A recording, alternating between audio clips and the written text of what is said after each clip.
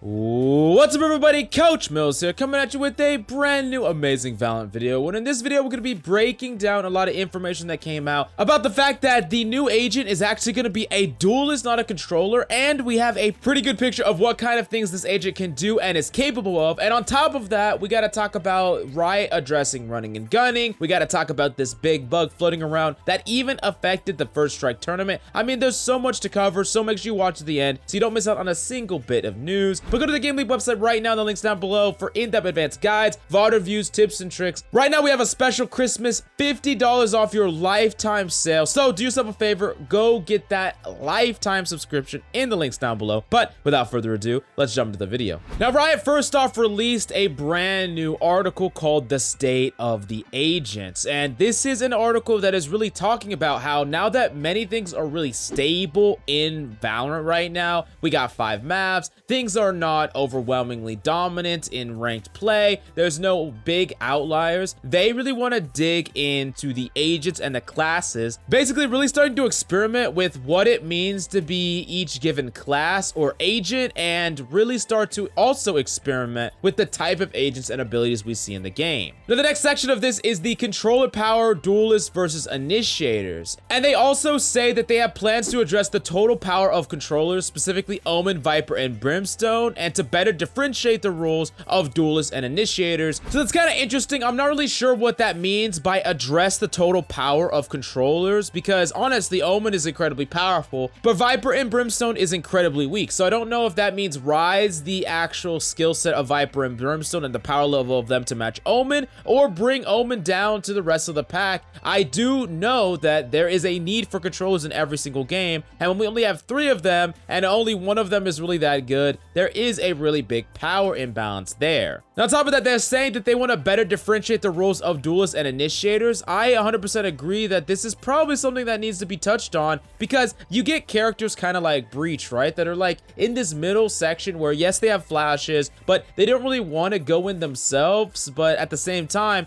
you could also have duelists that don't necessarily want to go in themselves, which is kind of a spoiler because they're actually going to give us some information about the new agent and how he's fundamentally different than every other duelist that we've seen so far. Now, that being said, we are going to be expected to see changes, according to them, at the launch of episode 2 to specifically controllers, and there'll be additional changes later on to initiators and duelists throughout the Q1 of 2021. So we have a very, very short time frame for controllers and a still moderately short time frame for the duelist and initiator changes. Now, right off the bat, they also tell us that the new agent is going to be a duelist. It is indeed not going to be a controller like we thought right off the bat. Now, this might be frustrating for some, but I'm going to tell you why it's not too bad later on. But the biggest thing is they're actually going to start pushing the boundaries of what it even means to be a duelist, starting with this new agent. Now, to give us some insight, they said this year will tear open with a duelist for all you lurkers out there who will keep you on your toes around which angles are truly safe. Now, you're thinking about lurkers, right? And what does it mean to lurk? Oh, you're trying to go on flanks, you're trying to get behind the enemy in an angle they don't expect and get some value. But what is the #1 thing that stops you from doing that? Oh, that's right, Killjoy turret, alarm bot,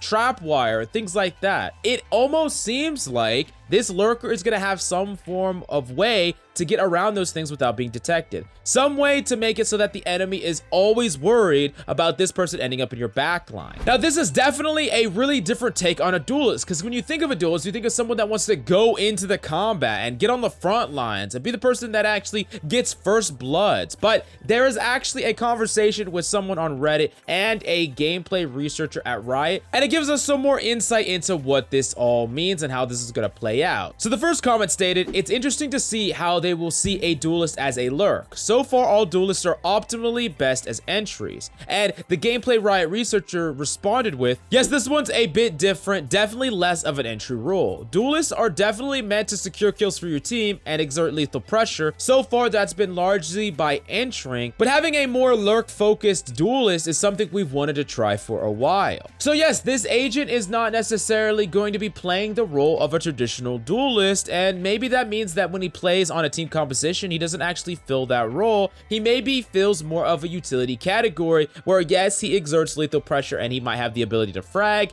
but he's not necessarily the one that always goes in on the front line to get traded out with. Now, generally, a lot of you might be wondering if we're actually going to get some non-duelists, because we don't want to just keep seeing duelists over and over and over again, especially when controllers hasn't actually got a duelist, when duelists already got Reyna as an introduced character after the game's initial release. And the gameplay researcher also responded to this as well, saying, "This is correct. This one will probably be the last duelist for a bit. The other roles could use some new agents as well," which basically just tells us that this is going to be the last duelist for a long time, at the very least, until we see at least one agent from each of the other roles. Now, there's one thing that's a really big problem that comes with every single time there's a new agent. There's always a new agent, and if they have anything that is expressly powerful or unique, people are calling that it's automatically broken. And this happens in pretty much any game, no matter what you play. But the thing is, a lot of developers are actually accused that they purposely make characters way overtuned, because it really turns a lot of heads and gets people onto their game, which in a lot of cases is a fair actual criticism. But the Riot dev actually responded to this sentiment here. He stated this: "We definitely want to push boundaries and see what's possible. We also know that pretty much every time we release a new agent, there will be groups of players who think that we have gone too far, that we're intentionally releasing OP characters in an attempt to make money, or that we just don't understand the game or are disconnected from the player experience. But I hope with time, and assuming that they don't screw things up too badly, they can build some trust with us and really introduce some out there concepts for a tactical shooter, but still make them work." You see, when they were creating Killjoy, they were scared because of the stigma against turrets in FPS games, but they did feel like they got through it all right. And Sky also, like he says, landed reasonably well, but he also hints that this next agent, this duelist lurker, is going to be on the spicier side, so we're going to actually see probably a lot of this type of conversation in the future. But I guess we're going to have to wait and see. They have yet to release an agent that is just so overpowered that they just have 100% pick rate, especially after people have gotten used to them. So we're going to have to wait and see if that ever happens, and I'm sure when it does, there'll be a lot of memes to be made about it. Now, next up, we got to look at a clip from our boy Tens, where I'm just going to play the clip, and then we're going to talk about how Tens doesn't miss this Omen, but he actually does, and you're going to see what I mean in a second. Blind. On top of yellow. Wait, hold on a second.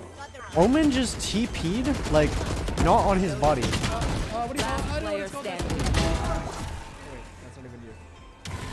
Now, as you see, that Omen actually appeared not where he was supposed to be teleporting, and apparently this has also happened before in the First Strike tournament to Wardell. Now, this is a really huge bug that has even affected pro tournaments, and it still hasn't gotten fixed, so I thought I would point it out here so that you could talk about this ever happening to you in your games, and on top of that, maybe Riot will actually get notified of this freaking bug so that we get this out of the game as quickly as possible, because honestly, that's just absolutely broken. Now, a lot of people have been constantly talking about the running accuracy on rifles, and with patch 1.14, a lot of people have been really mad that Riot hasn't really directly addressed this running and accuracy problem. Now, Riot dev responded to this as well, stating this: "We're looking at this, just have been holding off changes during First Strike and want to make sure that we're really understanding what the core of the issue is, because they state bungling a movement slash shooting change could make their combat feel very, very bad really quickly." Now, that being said, they want to tell us that rest assured they are looking into it. They're just not committing to making any changes yet until they get the full picture. So they're not ignoring the problem. They are just doing more research, as any good developer should probably do. So we can all put our pitchforks down, at least for now. Anyways, we wanted to talk about the last big story, and it's just the fact that Cloud9 has announced their Invitational, and it's going to be this weekend, December 19th and 20th. And as far as the invitees, it's most likely going to be the exact same people that were in the JBL Quantum Cup, maybe with the exception of Timon, which was Ninja's team, and we're probably going to see all the normal heavy hitters, you know, Cloud9, 100 Thieves, TSM, and it's going to be pretty interesting to say the least. Cloud9 had a pretty bad performance in the last tournament, but remember, they just had Leaf on their team, brand new player on their team, and they just recently put Vice in that in-game leader role, so it's going to be a while till they get the kinks out, so we can really see what that team is made of, because I know that they could perform better than how they did in the previous tournament. And then on top of that, there's a lot of big narratives and storylines going around, like the beef between 100 Thieves and Sentinels, and TSM trying to jump in the mix. And if you didn't catch it last time, the JBL Quantum Cup was actually streamed from the POV of players like Hiko and Steel on 100 Thieves, and it was an amazing way to not only see the comms of the players, but really get some insight into the strategies and how they actually play behind the scenes. And hopefully some of the other teams will actually do that for this tournament. We're gonna have to wait and see, but definitely let me know what team you think is gonna win the Invitational in the comments down below. Go to the Game Leap website for $50 off your lifetime membership to Valorant to carry you throughout the ranks through your lengthy career as a Valorant player. But thank you so much for coming by. I hope you enjoyed the video. That's all I got for you today. I'm Coach Mills. I love your faces, and I'll see you next time.